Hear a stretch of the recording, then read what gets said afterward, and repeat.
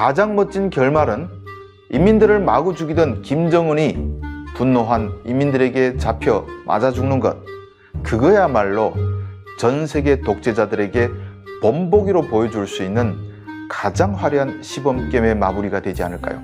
여러분 안녕하십니까? 북한 인민에게 보내는 영상편지입니다. 저번 시간에 북한판 오징어 게임이라고 할 수 있는 북한의 시범게임에 대해 이야기했습니다. 진짜로 목숨을 거는 생존 투쟁인데 지난 시간에 이어 오늘도 기가 막힌 스토리를 말씀드리겠습니다. 오징어 게임이든 시범 게임이든 아무튼 게임이라는 단어가 붙었으면 룰이 있어야 합니다. 오징어 게임은 룰이 분명히 있습니다. 그런데 북한 시범 게임의 진짜 문제는 과거 수십 년의 역사를 돌아볼 때 연속성도 일관된 처리 기준도 없다는 것입니다. 즉 룰이 없습니다. 굳이 있다면 오직 김정은 일가의 기분에 따라 시범게임의 대상이 수시로 바뀝니다.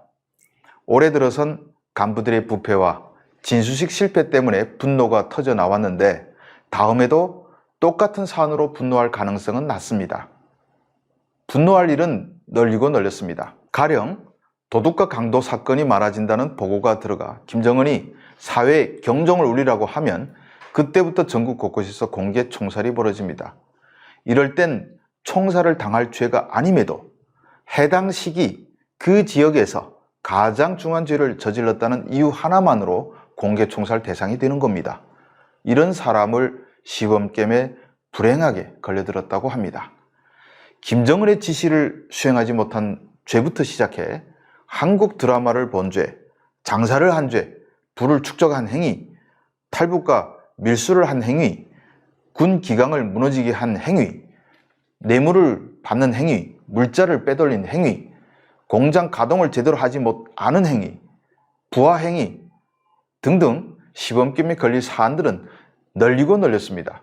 바꿔놓고 말하면 우시군 간부들이 만약 주민들을 수탈하지 않아 군량미를 전량 바치지 못하는 경우에도 장군님의 지시를 받들지 않은 특대형 범죄 사건에 해당돼 시범적으로 처형될 가능성이 있다는 뜻입니다.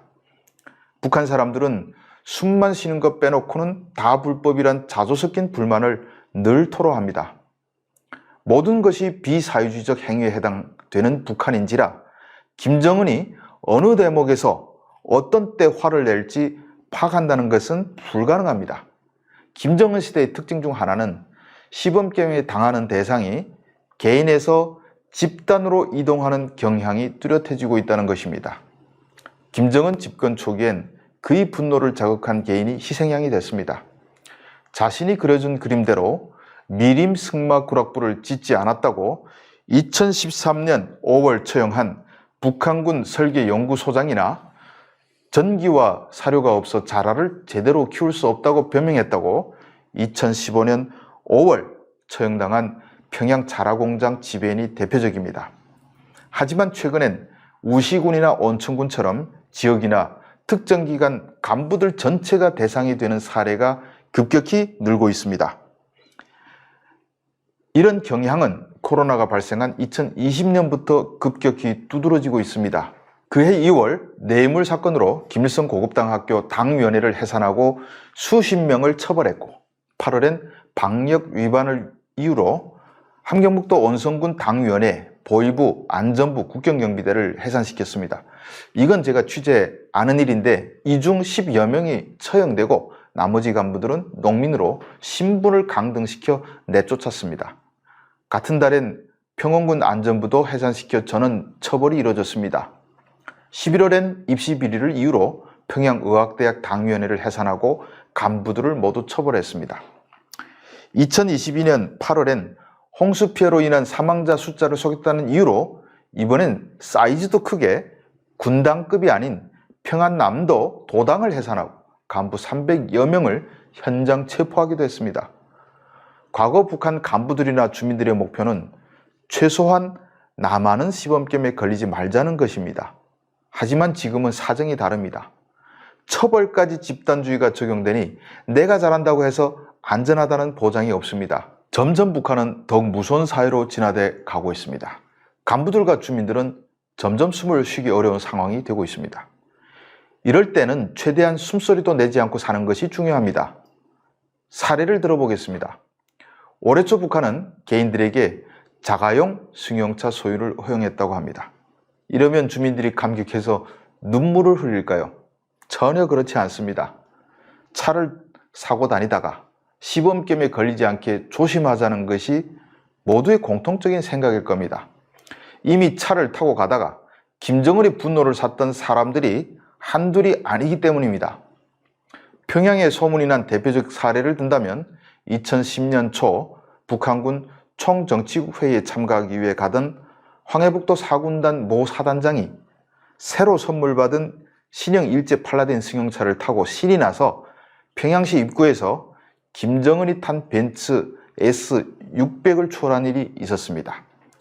당시 후계자 신분으로 얼굴이 공개되지 않았던 김정은은 혼자 운전을 하고 있었는데 사단장의 차를 재추월해 멈춰 세운 뒤 이렇게 째려보고 갔다고 합니다. 다음날 열린 총정치국 회의에선 그 사단장과 운전병은 보이지 않았다고 합니다.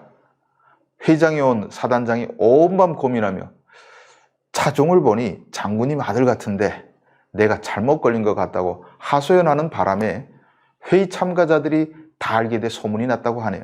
그해 5월 5일엔 군의 청년 대장동지 방침이라는 것이 하달됐는데 요새 군 운전사들이 무법천재이니 강하게 단속해 엄중히 책임을 물으라는 내용이었습니다.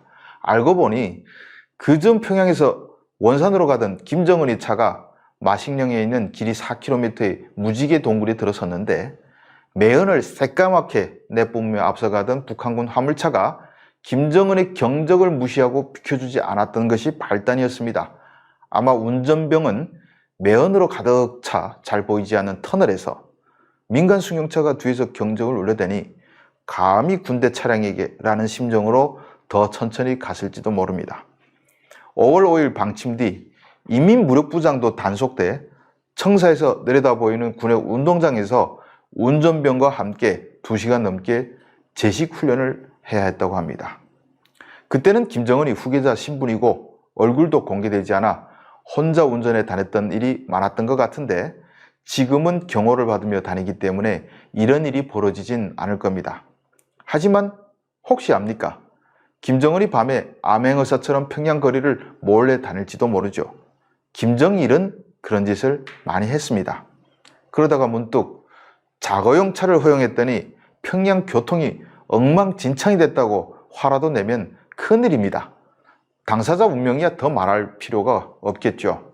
또 최악의 경우 자가용 차들이 몰수될 수도 있고 교통법규를 익히게 한다고 몇 달 고생할 수도 있습니다. 이러니 자가용 허용에도 북한 사람들이 마음속엔 절대 시범겜에 걸리지 말자는 걱정이 더 커질 수 있는 것입니다. 김정은의 분노는 늘 주기적으로 일어나는 일입니다.